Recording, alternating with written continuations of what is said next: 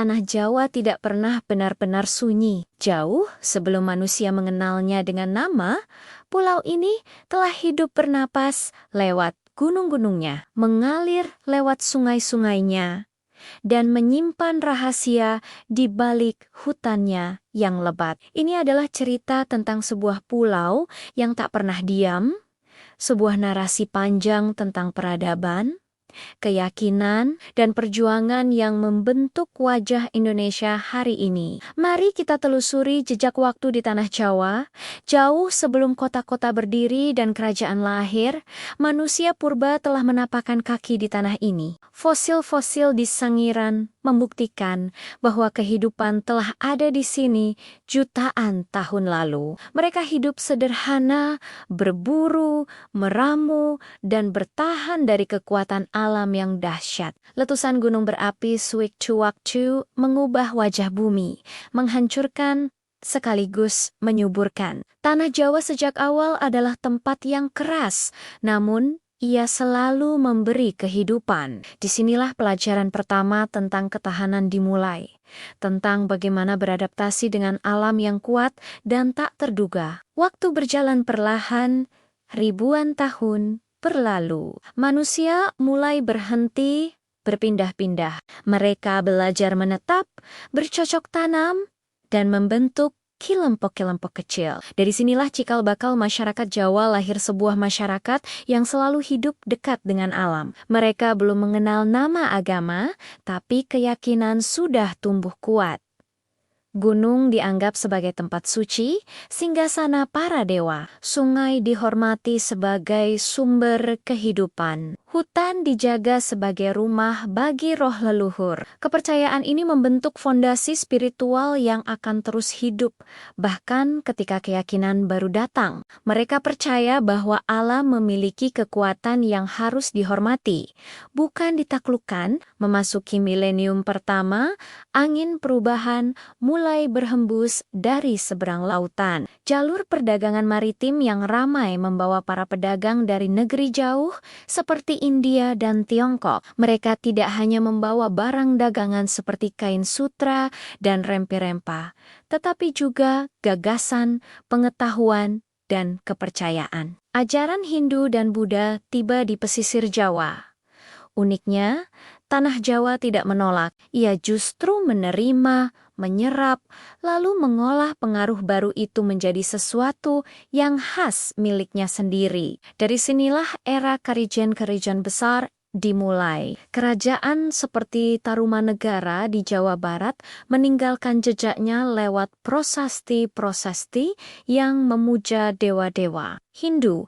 Lalu muncul kerajaan Kalingga di pesisir utara yang dikenal dengan kepemimpinan Ratu Sima yang adil dan tegas. Puncaknya adalah era Mataram kuno yang memindahkan pusat kekuasaannya dari Jawa Tengah ke Jawa Timur. Di masa inilah peradaban Jawa mencapai tingkat kemegahan yang luar biasa. Candi-candi besar dibangun, bukan hanya sebagai tempat ibadah, tetapi sebagai simbol hubungan harmonis antara manusia, alam, dan Tuhan. Borobudur berdiri megah di tengah lembah, sebuah mahakarya arsitektur Buddha yang menyimpan ribuan relief kisah kehidupan Sang Buddha dan ajaran-ajarannya. Tak jauh dari sana, Prambanan menjulang tinggi ke angkasa, sebuah kompleks candi Hindu yang didedikasikan untuk Trimurti menceritakan epos Ramayana yang abadi. Candi-candi ini adalah bukti bahwa pada masa itu, Jawa bukan hanya pusat kekuasaan, tetapi juga pusat pengetahuan, seni, dan spiritualitas yang disegani di Asia Tenggara. Waktu terus bergerak, dinasti silih berganti, kerajaan datang dan pergi, hingga akhirnya muncul sebuah nama yang gaungnya masih terasa sampai hari ini. Majapahit didirikan pada akhir abad ke-13 setelah runtuhnya Singhasari.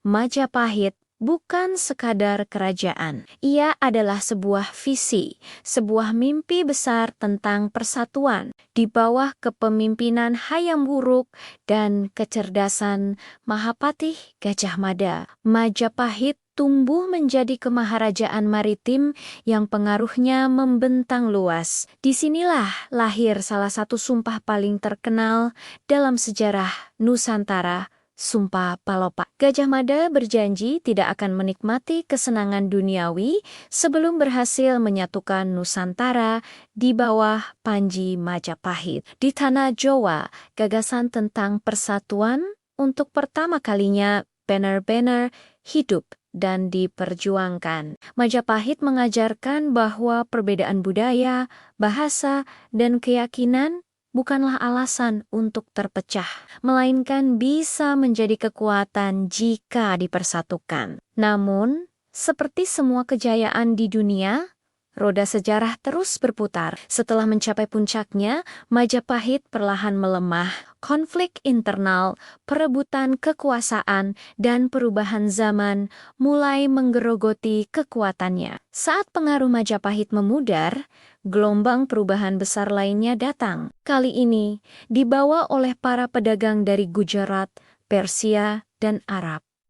Islam datang ke tanah Jawa dengan cara yang sangat berbeda, tidak melalui penaklukan dengan pedang, tetapi melalui pendekatan yang damai, melalui kata, teladan, dan akulturasi budaya. Para penyebar ajaran Islam yang dikenal sebagai Wali Songo memahami betul karakter masyarakat Jawa.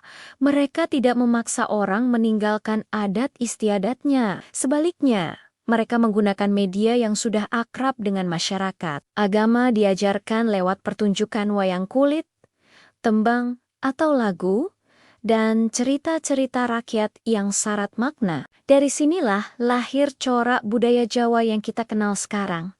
Sebuah perpaduan unik di mana ajaran Islam, tradisi lokal, dan kepercayaan lama hidup berdampingan secara harmonis. Di pesisir utara, Kesultanan Demak bangkit sebagai kerajaan Islam pertama di Jawa, mewarisi semangat maritim dari Majapahit. Kemudian, pusat kekuasaan bergeser ke pedalaman dengan berdirinya Kesultanan Mataram Islam, yang melahirkan Kesultanan Yogyakarta dan Kasunanan Surakarta. Di ujung barat, Kesultanan Banten dan Cirebon juga tumbuh menjadi pusat perdagangan dan dakwah yang penting. Tanah Jawa sekali lagi bertransformasi, namun ia tetap mempertahankan jiwanya yang adaptif dan inklusif. Namun, kedamaian itu tidak berlangsung selamanya. Perubahan terbesar berikutnya datang dari arah yang tak terduga. Bangsa-bangsa Eropa didorong oleh pencarian rempah-rempah dan keuntungan ekonomi.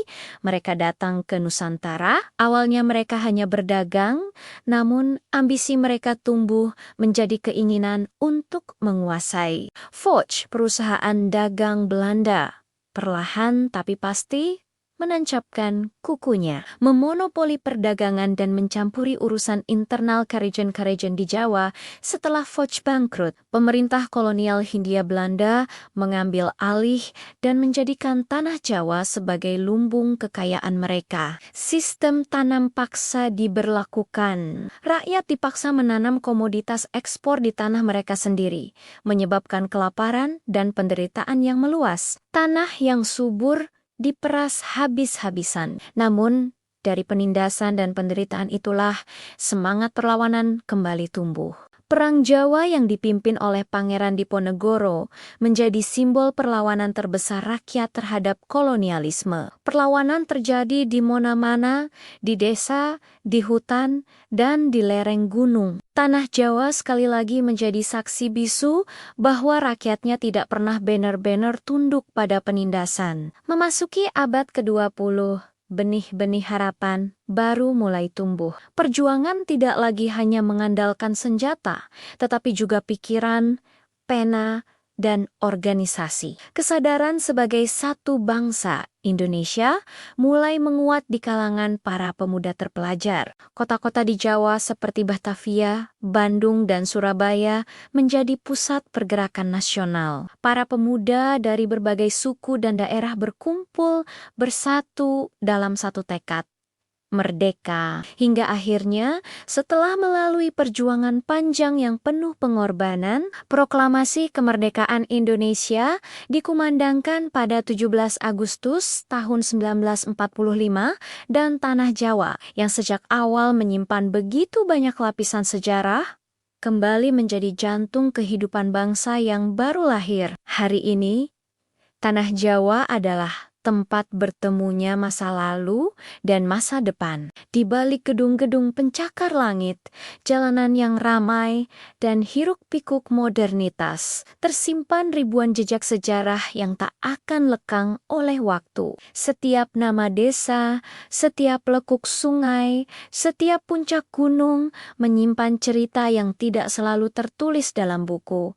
Tetapi masih bisa kita rasakan denyutnya. Dari manusia purba hingga era digital, Tanah Jawa mengajarkan kita satu hal yang paling penting, bahwa zaman boleh berubah, kekuasaan boleh silih berganti, tetapi jiwa sebuah peradaban semangat untuk bertahan, beradaptasi, dan bersatu akan selalu hidup dalam cerita-cerita yang kita wariskan dari generasi ke generasi. Terima kasih sudah menyimak perjalanan panjang sejarah Tanah Jawa ini. Jangan lupa untuk like, komen, dan subscribe agar kita bisa terus menjelajahi kisah-kisah luar biasa lainnya dari Nusantara. Sampai jumpa di video berikutnya.